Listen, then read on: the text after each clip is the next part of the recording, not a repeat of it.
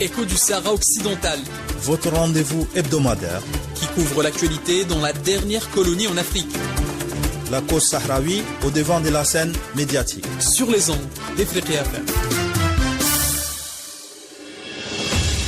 Ifriqiya FM, bonjour, bienvenue à Écho du Sahara occidental depuis Alger et plus précisément de Boumerdès où se déroule la 13e université des cadres sahraouis. Le premier ministre sahraoui, Bouchraya Hamoudi Bayoun, a tenu à rappeler et que la seule solution à la question sahraoui demeure la solution démocratique conforme à la légitimité internationale. Ce en réponse au discours tenu par le roi Mohammed VI qui a parlé du Sahara occidental comme d'un territoire marocain. Nous revenons ce matin justement sur cette question et bien d'autres en lien avec le dossier sahraoui avec notre invité tout de suite. Écho du Sahara occidental. Qui suit de très près l'actualité sur la question sahraoui. La cause sahraoui au devant de la scène médiatique. Sur les ondes d'Ifriqiya FM. Pour en parler ce matin, nous avons le plaisir de retrouver El-Kanti Bala en direct avec nous depuis Paris. El-Kanti Bala, vous êtes diplomate sahraoui. Bonjour, merci d'être avec nous. Bonjour et merci pour l'invitation. Monsieur El-Kanti Bala, que faut-il penser des déclarations du roi Mohammed VI faites cette dernière semaine qui ont fait un petit peu la polémique puisqu'il a parlé d'abord pour l'Algérie d'un bras tendu, comme si c'était l'Algérie qui avait ouvert les hostilités d'une part, et surtout il est resté sur une position du plan d'autonomie où il parlait déjà de manière implicite sur le fait qu'il voudrait aller vers une résolution de la question sahraoui où il n'est ni gagnant ni quelqu'un ni victorieux, donc la Ghaliba ou la Marloub. Alors comment doit-on d'abord analyser cette, si vous voulez, cette équation assez difficile? C'est une façon de dire finalement qu'il faut que le Sahara occidental capitule. Qu'est-ce que vous en pensez, monsieur El-Kanti Bala? En réalité, ce discours pouvait surprendre ceux et celles qui ont cru dans l'attitude nouvelle d'il y a quelques années où le roi marocain considère le conflit du Sahara occidental comme étant définitivement résolu et que le peuple sahraoui, le Front Polisario, doit tout simplement accepter l'autonomie, c'est-à-dire accepter la souveraineté marocaine, c'est-à-dire accepter de capituler et abandonner ses droits et son combat pour l'indépendance. Ce discours pourrait surprendre par contre tous ceux et celles qui ont cru dans le dossier clos, qui ont cru dans la résolution du conflit à travers les déclarations du roi marocain et donc se sont engagés à propager l'idée du dossier clos.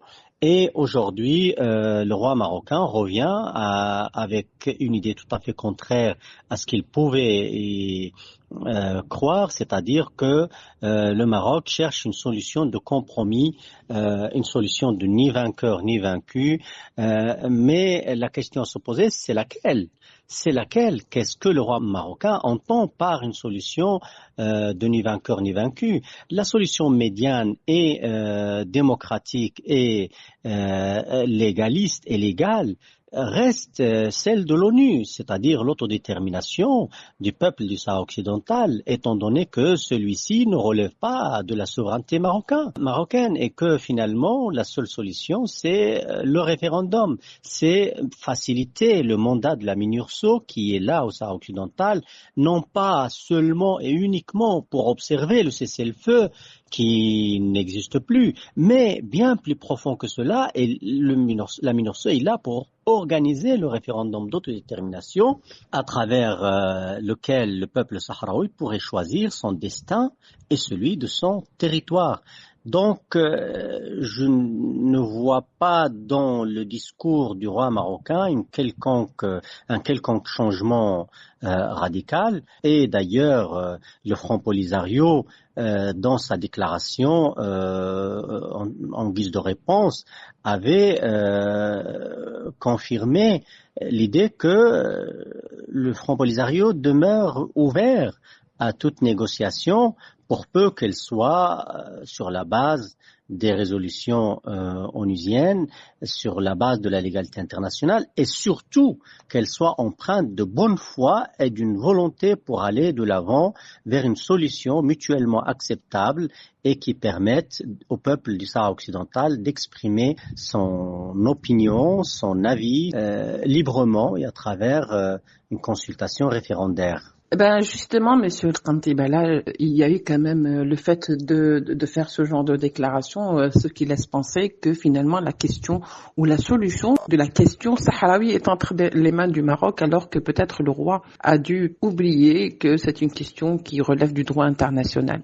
Oui, tout à fait, vous avez raison, ce n'est pas la première fois que le roi marocain prononce un tel discours sur cette idée-là.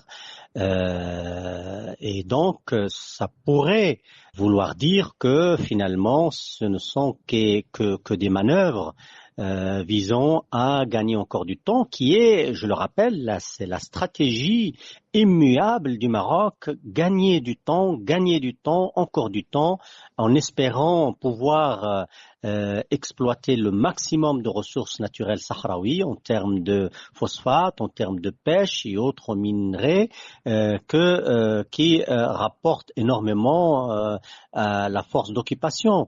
Donc, face à cela, le peuple sahraoui, après 16 ans de guerre, a quand même laissé la chance aux négociations que le Maroc n'a pas saisi en tergiversant année après année jusqu'à finalement à ce qu'il commette l'irréparable et en violant gravement le cessez-le-feu, mettant la région dans le danger de l'instabilité et de la guerre. Aujourd'hui, le Sahara occidental est en proie à la guerre et vivement que finalement le Maroc comprenne et accepte que l'unique et la seule solution, c'est le droit international, c'est la négociation.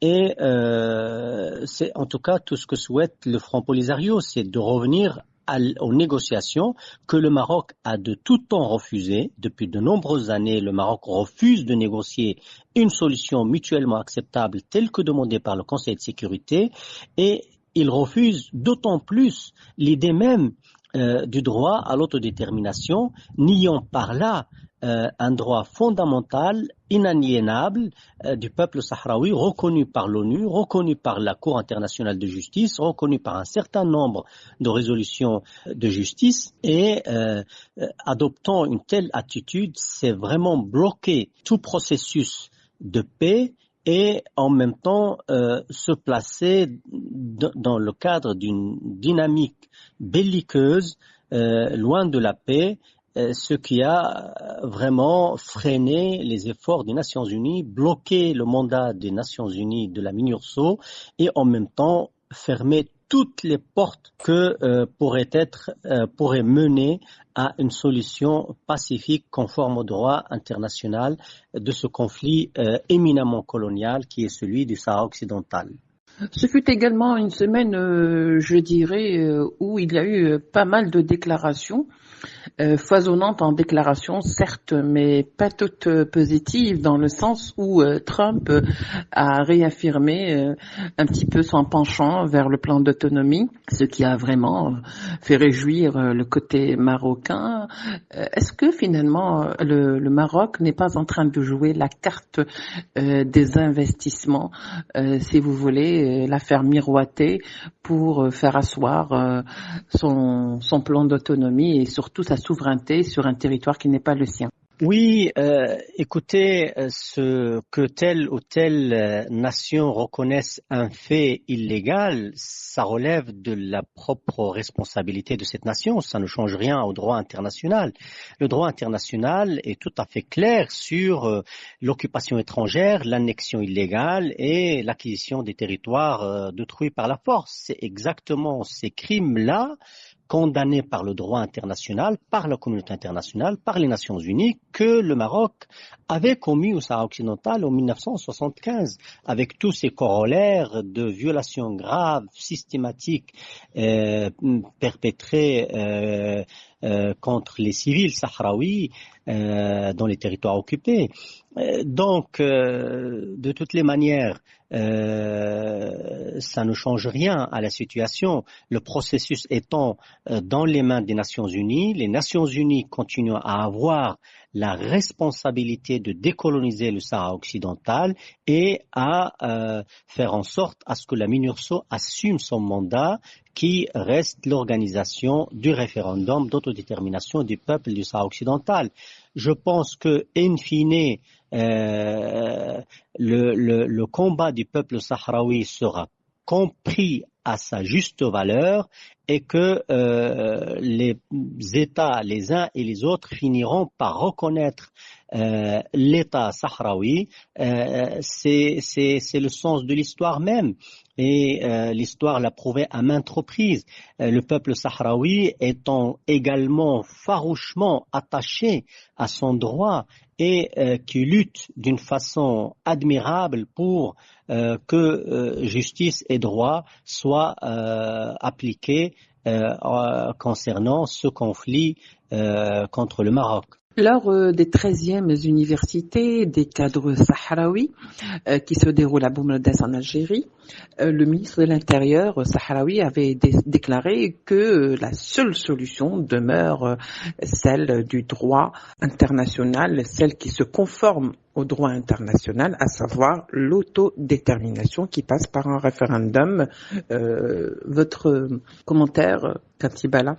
Oui, permettez-moi tout d'abord de dire un mot sur cette rencontre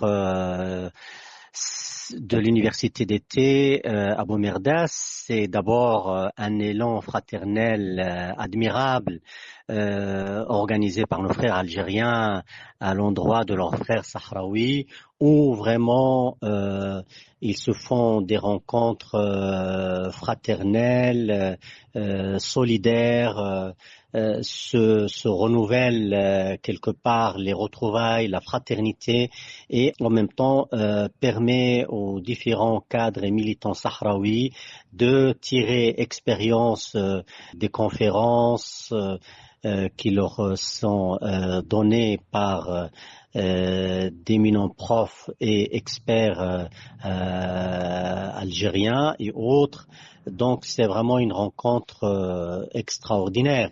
Et c'est en même temps une rencontre qui permet d'exprimer un certain nombre de positions politiques. C'est la raison pour laquelle le Premier ministre sahraoui a saisi cette occasion pour quelque part répondre si puis-je dire, aux déclarations du roi marocain que finalement la meilleure solution, la plus juste, la plus légale, la plus démocratique, la plus pacifique reste la solution référendaire. Il n'y a aucune raison. Il n'y a aucune raison, à part la prédation, la violence et la rapine, aucune raison n'empêche le Maroc d'aller vers le référendum et respecter la volonté du peuple sahraoui. C'est cette même solution qui est préconisée par l'ONU. Donc le Premier ministre sahraoui, en disant cela, finalement rappelle les fondamentaux de cette solution. Je rappelle qu'il y a eu un plan de règlement qui a été accepté par le Maroc et par le Polisario sous l'égide des Nations Unies et de l'organisation panafricaine pour en finir avec ce conflit à travers un référendum d'autodétermination. La MINURSO, c'est Mission des Nations Unies pour l'organisation du référendum au Sahara occidental. Le R de MINURSO, c'est R du référendum. Donc, les Sahraouis ont cela, en fait... ils se placent du côté du droit, ils se placent du côté de la justice et finalement c'est vraiment le minimum syndical, si j'ose dire, pour résoudre ce conflit. Autre concession qui va en deçà de ce qu'a dit le responsable sahraoui signifie ni plus ni moins qu'une capitulation face à l'occupation étrangère marocaine. pas seulement capitulation des Sahraouis, mais aussi capitulation des Nations Unies et vraiment la défaite claire et nette du système international qui est fondé sur le droit des peuples à l'autodétermination et, comme je le disais tantôt, fondé aussi sur l'interdiction de l'invasion militaire et l'annexion des territoires qui ne relèvent pas de la souveraineté de l'État envahisseur. C'est la fin d'Écho du Sahara occidental. Mesdames et messieurs, on vous retrouve la semaine prochaine pour un nouveau numéro. Je rappelle qu'était avec nous Monsieur El-Kantibala depuis Paris. El-Kantibala qui est diplomate sahraoui. Au revoir.